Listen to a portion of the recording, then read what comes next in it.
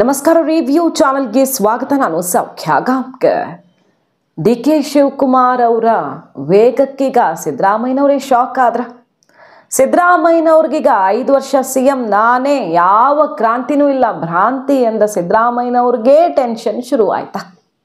ಅಂಥದ್ದೊಂದು ಬೆಳವಣಿಗೆ D K Shivakumar ಅವರ ನಡೆಯಿಂದ ಈಗ ಆಗ್ತಾ ಇರೋದು. ಶುಭ ಸೂಚನೆ ಸಿಕ್ಕಿಬಿಡ್ತಾ ಡಿ ಕೆ ಶಿವಕುಮಾರ್ ಅವ್ರಿಗೆ. ಹಾಗಾದ್ರೆ ನೇರ ಫಸ್ಟ್ ಟೈಮ್ ಇತ್ತೀಚಿನ ದಿನಗಳಲ್ಲೇ ಅತಿ ದೊಡ್ಡ ಸಂದೇಶವನ್ನು ರವಾನಿಸಿದ್ದಾರೆ ಡಿ ಕೆ ಶಿವಕುಮಾರ್ ಅವರು.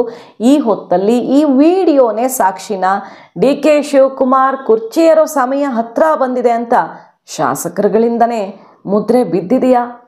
ನೋಡ್ತಾ ಹೋಗೋಣ. ಮಿಸ್ ಮಾಡಿದೆ ನಮ್ಮ ಚಾನಲ್ನ ಸಬ್ಸ್ಕ್ರೈಬ್ ಮಾಡಿ, ನಿಮ್ಮ ಅಭಿಪ್ರಾಯ ಕಮೆಂಟ್ ಮಾಡಿ ತಿಳಿಸಿ. ಎಸ್ ವೀಕ್ಷಕರೇ, ಸದ್ಯ ಈಗ ಡಿ ಕೆ ಶಿವಕುಮಾರ್ ಅವ್ರದ್ದೊಂದು ಸ್ಟೇಟ್ಮೆಂಟ್ ಮೀಡಿಯಾದ ಮುಂದೆ ಕೊಟ್ಟ ಸಂದರ್ಶನದ ಸ್ಟೇಟ್ಮೆಂಟ್ ಎಲ್ಲೆಡೆ ಸದ್ದು ಮಾಡ್ತಿದೆ. ರಿಪೋರ್ಟ್ ಮಾಡಿದ್ವಿ ಆಲ್ರೆಡಿ ನಿಮ್ಮ ಮುಂದೆ. ಅಧಿಕಾರಕ್ಕೆ ಶಾಸಕರ ಬಲ ಬೇಕಾಗಲ್ಲ, ಹೈಕಮಾಂಡ್ ಆಶೀರ್ವಾದ ಬೇಕು ಅಂತ ಹೇಳಿದ್ದು, ಅದಕ್ಕೆ ಸಿದ್ದರಾಮಯ್ಯನವ್ರು ರಿಯಾಕ್ಟು ಮಾಡಾಗಿದೆ ಅಲ್ವಾ? ಅದನ್ನು ನೋಡಿರ್ತೀರಿ ನೀವು. ಯಾವುದೇ ಅಧಿಕಾರಕ್ಕೆ ಶಾಸಕರ ಬಲ ಖಂಡಿತ ಬೇಕು, ಆದರೆ ಹೈಕಮಾಂಡ್ ಈಸ್ ಹೈಕಮಾಂಡ್, ಯಾವಾಗಲೂ ಹೈಕಮಾಂಡ್ ಆಶೀರ್ವಾದವೂ ಬೇಕಾಗತ್ತೆ ಅನ್ನೋದನ್ನು ಒಪ್ಪಿಕೊಂಡು ಶಾಸಕರ ಬಲ ಇಲ್ಲದೆ ಆಗಲ್ಲ ಅಂತ ಸಿದ್ದರಾಮಯ್ಯನವರು ಡಿ ಕೆ ಸ್ಟೇಟ್ಮೆಂಟ್ಗೆ ಕೌಂಟರು ಕೊಟ್ಟರು. ಈಗ ಕೈಪಾಳ್ಯದಲ್ಲಿ ಡಿ ಕೆ ಸ್ಟೇಟ್ಮೆಂಟ್ ವಿರುದ್ಧ ಸಿದ್ದು ಬಣದವರೆಲ್ಲ ಕಿಡಿ ಆಗಿದ್ದಾರೆ. ಎಲ್ಲರದು ಸ್ಟೇಟ್ಮೆಂಟ್ಗಳು ಬರ್ತಿದ್ದಾವೆ. ಮೂರ್ಖತನದ ಪರಮಾವಧಿ ಡಿ ಕೆ ಶಿವಕುಮಾರ್ ಭ್ರಮೆಯಲ್ಲಿದ್ದಾರೆ ಅನ್ನೋ ತನಕ ರಾಜಣ್ಣವರು ಇವರೆಲ್ಲ ಸ್ಟೇಟ್ಮೆಂಟ್ ಕೊಡ್ತಿದ್ದಾರೆ. ಪ್ರಿಯಾಂಕ್ ಖರ್ಗೆ, ಬೇರೆ ನಾಯಕರುಗಳೆಲ್ಲ ಖಂಡಿತ ಇಲ್ಲ, ಶಾಸಕರ ಅಭಿಪ್ರಾಯ ಇಲ್ಲದೆ ಏನೂ ನಡೆಯಲ್ಲ ಅನ್ನೋ ಸ್ಟೇಟ್ಮೆಂಟ್ಗಳನ್ನು ಕೊಡ್ತಿರೋದು ನೋಡ್ತಾ ಇದ್ದೀವಿ. ಇದು ಒಂದು ಕಡೆ. ಡಿ ಕೆ ಶಿವಕುಮಾರ್ ಅವರು ಇತ್ತೀಚಿನ ದಿನಮಾನಗಳಲ್ಲೇ ಫಸ್ಟ್ ಟೈಮ್ ಇಷ್ಟು ಡೈರೆಕ್ಟ್ ಆಗಿ, ಅವಾಗ ಒಂದು ಸಲ ನ್ಯಾಷನಲ್ ಸುದ್ದಿವಾಹಿನಿಯಲ್ಲಿ ಕೂತು ಅಂಡರ್ಸ್ಟ್ಯಾಂಡಿಂಗ್ ಆಗಿದೆ ನಮ್ಮ ನಡುವೆ, ಆ ಸಮಯಕ್ಕೆ ಕಾಯ್ತಾ ಇದ್ದೀನಿ ಅಂತ ಹೇಳಿಬಿಟ್ಟಿದ್ರು. ಅದಾದಮೇಲೆ ಸದ್ಯ ಮಾತಾಡಿರಲಿಲ್ಲ. ಈಗ ಮಾತಾಡಿದ್ದಾರೆ. ಅಧಿಕಾರಕ್ಕೆ ಹೈಕಮಾಂಡ್ ಆಶೀರ್ವಾದವೇ ಮುಖ್ಯ ಅಂತ. ಹಿಂದಿನದ್ದೆಲ್ಲ ಚರ್ಚೆ ಆಗ್ತಿದೆ. ಶಾಸಕರ ಬಲ ಇಲ್ಲದೆಯೂ ಹಲವಾರು ಜನ ಮುಖ್ಯಮಂತ್ರಿ ಆದವರು ಇದ್ದಾರಲ್ಲ. ಬಂಗಾರಪ್ಪನವ್ರ ಕೇಸು, ಬೇರೆ ನಾಯಕರ ಕೇಸು, ಅಂದರೆ ಸಿ ಎಂ ಬದಲಾವಣೆ ಮಾಡೋ ಸಮಯದಲ್ಲಿ ಏಕಾಏಕಿ ಬೇರೆಯವ್ರನ್ನ ತಂದು ಕೂರಿಸುವಾಗ ಶಾಸಕರ ಬಲ ಹೆಡ್ ಕೌಂಟ್ ಮಾಡೇನೆ ಕೂರಿಸಲ್ಲ ಹೈಕಮಾಂಡ್ ಕೆಲವೊಮ್ಮೆ ಅನ್ನೋ ಚರ್ಚೆಗಳೆಲ್ಲ ನಡೀತಾ ಇವೆ. ನೋಡಿರ್ತೀರಿ, ನೀವು ಕೂಡ ಗಮನಿಸಿರ್ತೀರಿ. ಈಗ ಡಿ ಕೆ ಸ್ಟೇಟ್ಮೆಂಟ್ ಒಂದು ಯಾವ ರೀತಿ ಕಂಪನ ಸೃಷ್ಟಿಸಿದೆ ಕೈಪಾಳ್ಯದಲ್ಲಿ ಅಂತ. ಇದ್ರ ನಡುವೆ ನೋಡಿ, ಹಾಸನಾಂಬ ದರ್ಶನಕ್ಕೆ ಹೋಗಿರ್ತಾರೆ ಡಿ ಕೆ ಶಿವಕುಮಾರ್ ಅವರು. ಭರ್ಜರಿ ವೆಲ್ಕಮ್ ಸಿಕ್ತು ಜಿಲ್ಲಾಡಳಿತದಿಂದ. ಎಲ್ಲ ಶಾಸಕರೆಲ್ಲ ಬಂದರು. ಶಿವಲಿಂಗೇಗೌಡರು ಡಿ ಕೆ ಶಿವಕುಮಾರ್ ಅವರು ಬರ್ತಿದ್ದಂಗೆ ಕಾಲಿಗೆ ಬಿದ್ದ ಆಶೀರ್ವಾದ ತಗೊಳ್ತಾರೆ. ಈ ದೃಶ್ಯ ಹೇಳ್ತಿದ್ಯಾ ಶಾಸಕರ ಬಹಳಷ್ಟು ಜನ ಮಾನಸಿಕವಾಗಿ ಡಿ ಕೆ ಸಿ ಎಂ ಆಗ್ತಾರೆ ಅನ್ನೋದನ್ನು ತಾವಾಗಿ ಒಪ್ಕೊಳ್ತಿದ್ದಾರೆ ಅಂತ. ಶಿವಲಿಂಗೇಗೌಡರು ಒಬ್ಬರು ಸೀನಿಯರ್ ಮೋಸ್ಟ್ MLA ಅವರು, ಹಾಗೆ ಸಿದ್ದರಾಮಯ್ಯನವರ ಪರಮಾಪ್ತರು ಅವ್ರ ಕಾಲಿಗೆ ಬೀಳಬಾರ್ದ ಅಂದರೆ ಜಸ್ಟ್ ಅದೊಂದು ಗೌರವ ಆ ಥರನೇ ನೋಡಬಹುದು, ಇಲ್ಲ ಅಂತಲ್ಲ. ಆದರೆ ಕಾಲಿಗೆ ಬಿದ್ದು ಆಶೀರ್ವಾದ ತಗೊಳ್ಳೋದು ರಾಜಕಾರಣಿಗಳಲ್ಲಿ ಸ್ವಲ್ಪ ಬೇರೆ ಮೆಸೇಜ್ ಬರುತ್ತೆ ಅದರಲ್ಲಿ.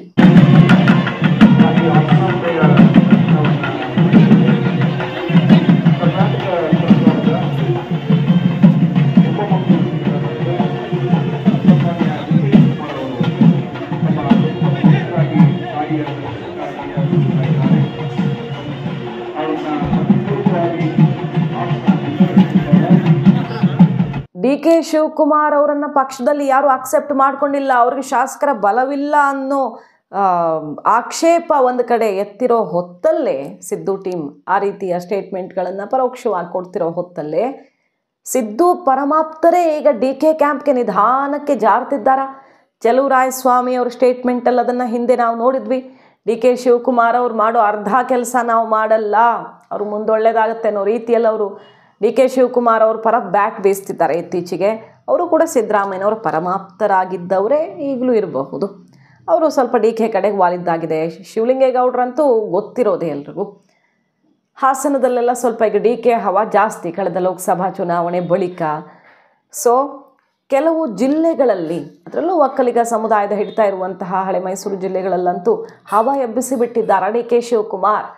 ಶಾಸಕರುಗಳು ತಾವಾಗಿ ಡಿ ಕೆ ಸಿ ಎಂ ಆಗೋದು ಫಿಕ್ಸು, ಈಗಲಿಂದಾನೇ ನಾವು ಚೆನ್ನಾಗಿದ್ದು ಬಿಟ್ಟರೆ ಮಿನಿಸ್ಟ್ರು ಮತ್ತೊಂದು ನಾಳೆ ನಾವು ಸೇಫ್ ಆಗಿರಬಹುದು ಅನ್ನೋ ತನಕ ಲೆಕ್ಕ ಹಾಕದಂಗೆ ಕಾಣಿಸ್ತಿದೆ. ಕೆಲವರು ಡಿ ಕೆ ಕಡೆಗಿದ್ದಾರೆ, ಕ್ಲಿಯರ್ ಕಟ್ಟಾಗಿ ಓಪನ್ ಆಗಿ ಮಾತಾಡ್ತಿದ್ದಾರೆ. ಇನ್ನೂ ಕೆಲವರು ಸಿದ್ದರಾಮಯ್ಯನವ್ರ ಪರವಾಗಿ ನೇರ ಓಪನ್ ಆಗಿ ಮಾತಾಡ್ತಿದ್ರು.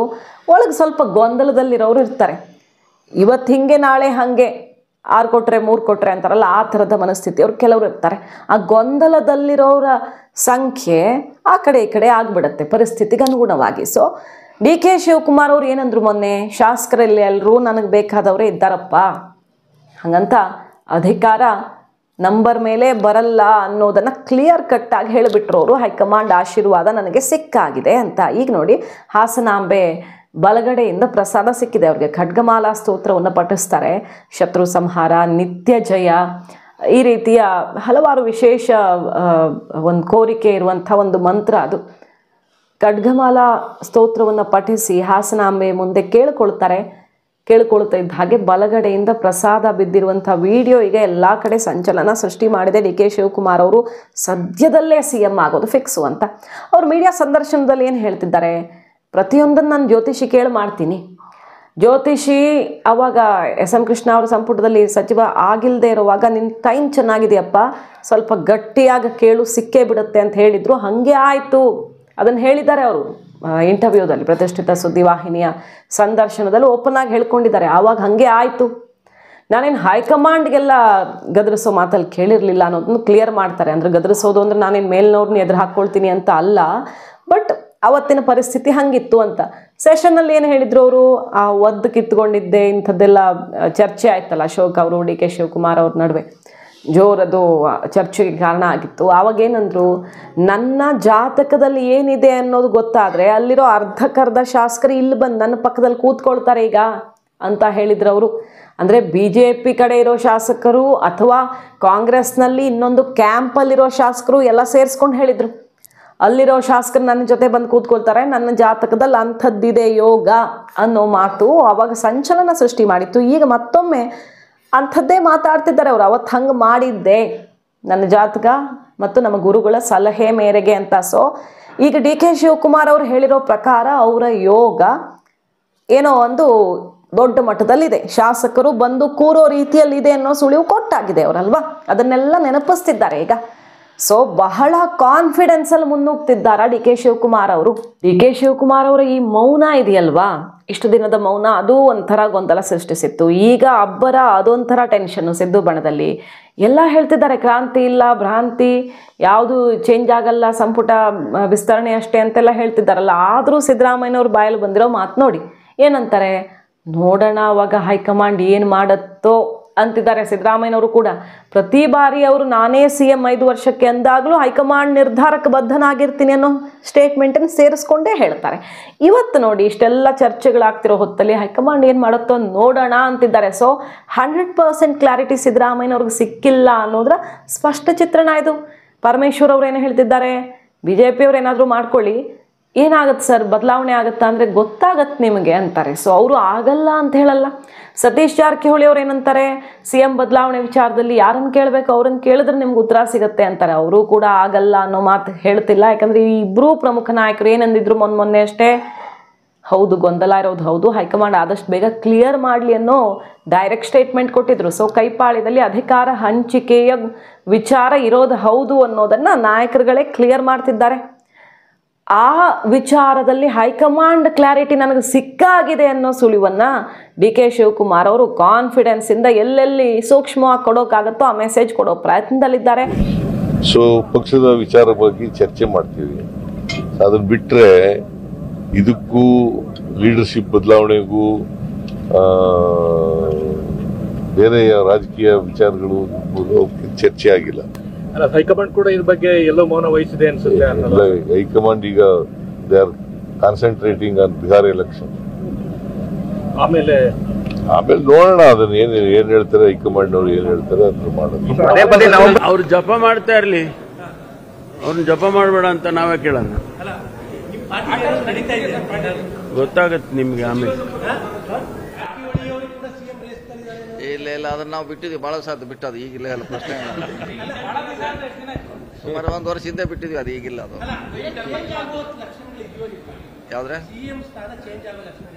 ಅದನ್ನ ರೈಟ್ ಪರ್ಸನ್ ಕೇಳಿ ರೈಟ್ ಉತ್ತರ ನಿಮ್ಗೆ ಸಿಗೋದು. ಈಗ ನಮ್ಮ ಕೇಳಿ ನಾವೇನು ಹೇಳೋದು. ಈಗ ಬಿಹಾರ ಎಲೆಕ್ಷನ್ ಮುಗಿತಾ ಇದ್ದ ಹಾಗೆ ಆಗಬೇಕಾಗದ್ದಾಗೇ ಆಗತ್ತೆ ಅಂತ ಡಿ ಕೆ ಶಿವಕುಮಾರ್ ಅವರ ಕಾನ್ಫಿಡೆನ್ಸು.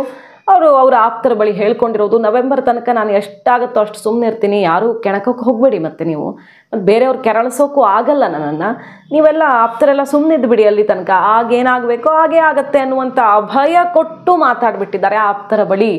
ಆಗತ್ತೆ ನವೆಂಬರಲ್ಲಿ, ಹಾಗೇ ಆಗತ್ತೆ ಅಂತ ಹೇಳೇ ಬಿಟ್ಟಿದ್ದಾರೆ ಡಿ ಕೆ.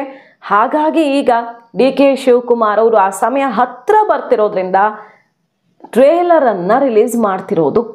ಮಾಹಿತಿ ಇಷ್ಟ ಆಗಿದ್ರೆ ಮಿಸ್ ಮಾಡಿದ್ರೆ ನಮ್ಮ ಚಾನಲ್ನ ಸಬ್ಸ್ಕ್ರೈಬ್ ಮಾಡಿ, ನಿಮ್ಮ ಅಭಿಪ್ರಾಯ ಕಮೆಂಟ್ ಮಾಡಿ ತಿಳಿಸಿ. Thank you.